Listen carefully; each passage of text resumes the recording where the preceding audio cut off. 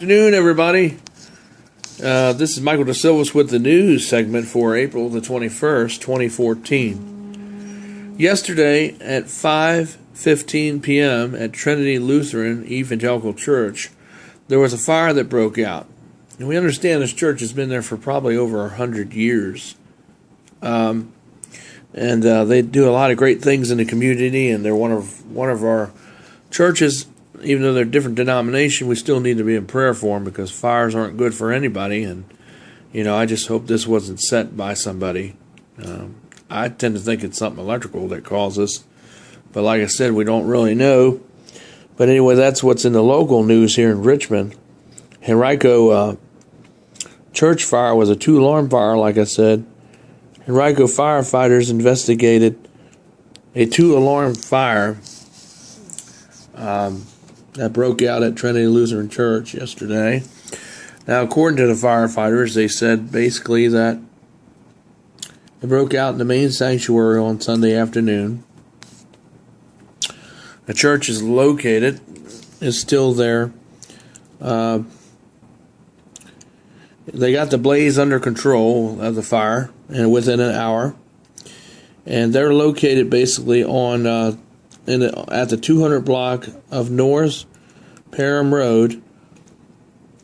And of course, they weren't holding a service at the time, so there weren't no injuries or fatalities. So that's good to note. That's great to note. But of course, as we know, we also know that. See, try to hold this phone so you can see me. Let me go back. So we know that it's still under investigation at this time. So please, our thoughts and prayers go out to the Trinity Lutheran Evangelical Church, and I hope that you can find out if it was just something that happened that was electrical, or if somebody did deliberately set the fire. Hopefully, they'll find out who the people are, if that's the case. We do understand that now that we don't know all the answers yet, and the investigation is still ongoing. They probably have more of a definitive picture as to what happened. As far as church services go, for that church, we don't know if they're going to be holding any services next Sunday or not. It looks like, for the most part, they should be able to hold it in the other areas of the building where the sanctuary isn't. So hopefully they'll be able to hold church services in the other part of the building where the sanctuary is not. They just have to block that off until they can get it rebuilt and refixed inside. As we look at it from the picture on the outside of the church, it doesn't really look like much damage happened to it at all. It must have been a little fire. But it was enough to cause the fire, to cause some significant damages inside the main sanctuary. So anyway, that's the news for the local. Anyway, they want to make an example out of the people out in Nevada going to national news. With what happened 2 Fridays ago, where over 1,000 people showed up, stampede through the gates, according to Alex Jones and David Knight. They were talking about what happened there when they were there on the scene at InfoWars. They were there and they saw this happen and recorded it before their very eyes with their cameras, got all the footage and things. They were just exercising their freedom, and now what the government wants to do is make an example out of all these. Harry Reid, along with other people in the Congress and government, want to arrest all these people and round them up, trying to make an example that nobody can have a protest against government. Those people were afraid. They didn't know what to do. They didn't think people would do this. They thought all the video games dumbed them down, and they thought all that stuff would make them all really dumb, but these people were on fire and still are on fire, and there's still a lot of people that are awake. If they go after these people and arrest people, it is going to cause more unrest, and uprising in this country. And this government, from what I see, a lot of sources show they want to cause a war with the people. And this is one way how to do it. And it looks like that's the way they want to go. So, if they do, all bets are off. War might break out in this country because it's very close to doing that in a lot of areas already. So I hope not, but it looks like it may be going in that direction because the government wants to cause a war or start a war with the people. It's a classic setup like what we saw in Egypt and like what we saw in the Ukraine. Like what we saw in Lydia, same thing. The government was attacking and battling people. The United States is getting like that too. Is going to start assaulting us too. They're just trying to stir up war because they're corrupt and they're trying to keep power and keep control, and they're too big. We got to get them. We got to get them more accountable and get them more balanced, and shrink the government down. That's why. That's what we really need to do, because it's getting way out of hand now. So, that's what's going on there with Nevada. There's calling everybody terrorists that showed up there. Like we said, that's the new spin. The media, the state-run media, not the independent media, but I call you all patriots and true Americans who went out there, while they call you a terrorist and that you should be put in jail and disappeared or put to death because of what you did, even though that's bull and rubbish.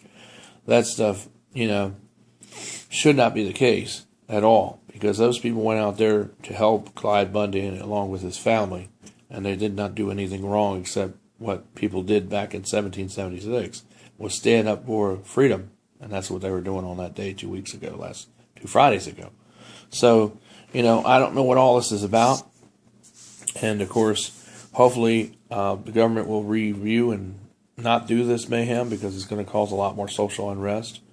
A lot of people were denied their pensions back when the Roman and the Persian empires, and they're going to start doing that here, and it's going to cause a lot of social unrest here too, because they don't have money. They're going to just stop checks and things. I mean, they haven't done it yet, but they're going to. They're going to start cutting VA benefits and things like that, and it might go all the way down the line for everybody. So they're going to have a lot of social unrest, and that's one way to start a war. To do something like that, it definitely will, because that's what we've seen in Russia, and like what we've seen in Egypt and other places in the world where the government did these same tactics that our government is getting ready to do probably in the near future.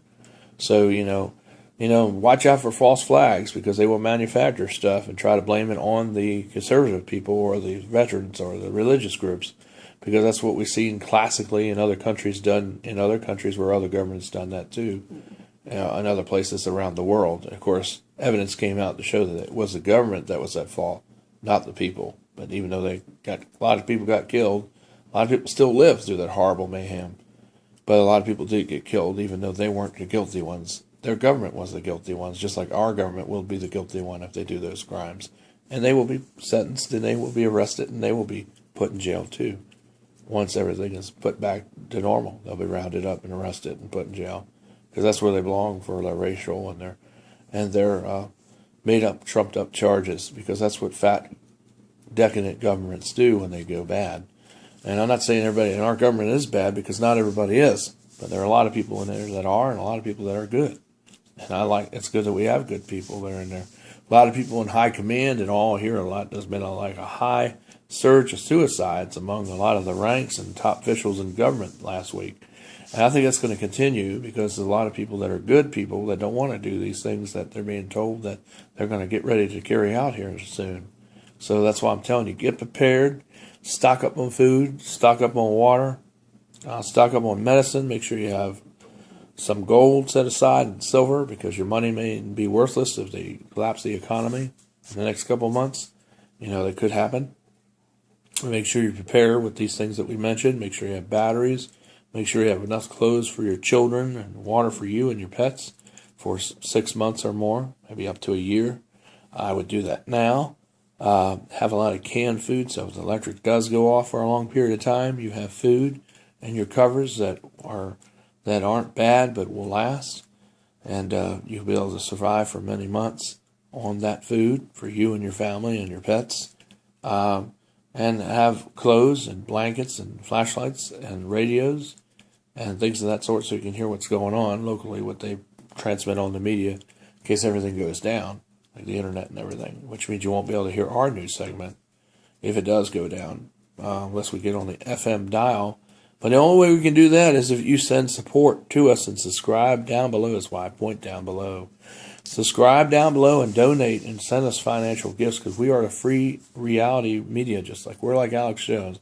We're in the InfoWars evolution too, trying to get the information out to you, and reporting it with a biblical emphasis and telling you what's going on, and not to scare you, but to prepare you for the future, so that you're prepared and you're still living, while other people around you will be dying because they did not listen and heed the warnings ahead of time. So anyway, that's the news for today, for April the 21st, 2014. I'll shoot up another update tomorrow. You stay tuned, and I'll see you then. Please tell people about this channel, and please donate to our project, our ministry, to help us raise money so we can stay on air and get on some FM stations around here locally. and AM stations. All that takes money, and it all comes from you, because that's what I rely on. So we can do this and take it to that next level. We need a lot of money to come in here to be able to do just that. All right, it's Michael De Silvas reporting from the Freedom Network, and of course, I'll see you, like I said, with another update tomorrow, or more news breaks out today, maybe today. But until then, bye for now. Signing off.